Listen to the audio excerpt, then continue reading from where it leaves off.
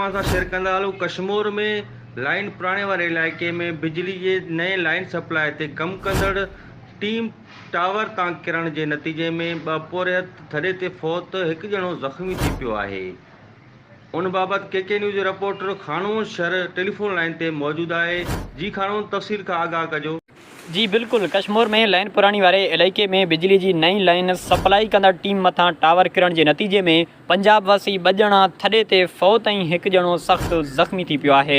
कश्मीर में गुडू power house का सिबी बलोचिस्तान ॾांहुं वेंदड़ 220 केवी बिजली की नई ट्रांसमिशन लाइन के 135 फुट टावर तां 3 मज़दूर किरण सबब 2 फौत थी विया आहिनि। 1 ज़ख़्मी भी थी पियो आहे, जंहिंखे गणती जोगी हालत में रहीमयार ख़ान अस्पताल मुंतकिल किया वियो आहे। फौतिन में मुल्तान वासी नवीद अहमद और टोबा टेक सिंह वासी मजहर अली शामिल आहिनि। 1 ॼणो ओसामा सख्त ज़ख़्मी है, जंहिंखे गणती जोगी हालत में रहीमयार ख़ान इलाज लाइ मुंतकिल किया वियो आहे। जी।